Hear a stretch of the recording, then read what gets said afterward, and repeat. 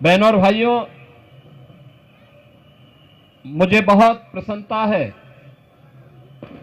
कि अखिल भारतीय भोजपुरी समाज का यह छठ महापर्व का ये 40वां वर्ष है। सन 1984 से ये लक्ष्मण मेला मैदान में यह आयोजन लगातार होता रहा है और अब तो यह न केवल भोजपुरी समाज का बल्कि अखिल भारतीय समाज का यह उत्सव बन गया है। जहां कहीं देखो भोजपुरी समाज बिहार से, पूर्वी उत्तर प्रदेश से, देश और दुनिया में जहां कहीं भी गया, अपने साथ पर्व की सुगंध को ले जाकर के एक भारत श्रेष्ठ भारत की इस परिकल्पना को आगे बढ़ाने के लिए कार्य कर रहा है। पर्व और त्योहार के पीछे का भाव भी यही है कि हम सब मिलकर के भेदभाव को समाप्त करके एक समरस समाज की स्थापना कर सके, अपनी विरासत पर गौरव की अनुभूति कर सके। विरासत से भटका हुआ व्यक्ति एक त्रिशंकु होता है,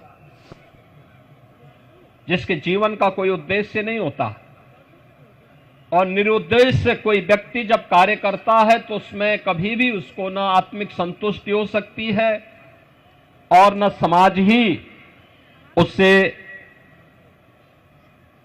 संतुष्ट हो पाएगा। इसलिए विरासत को विकास के साथ जोड़ करके प्रधानमंत्री मोदी जी ने देश के अंदर जो कार्यक्रम प्रारंभ किए, आज एक नए भारत का दर्शन हम कर रहे हैं। और पर्व और त्योहारों के पीछे भी यही भाव होता है, हम सब मिलकर के इन आयोजनों में सहभागी बने। न जाति का बंधन हो, न क्षेत्र का हो, न भाषा का हो, किसी भी प्रकार के बंधन से मुक्त होकर के एक समरस समाज की स्थापना के लिए हम सब मिलकर के कार्य कर सके, इस भाव के साथ एक कार्यक्रम आयोजित होते हैं। और छठ आयोजन ने भी पूरे देश के अंदर उसी भक्ति भावना के साथ लोगों के मन में एक स्थान बनाया है।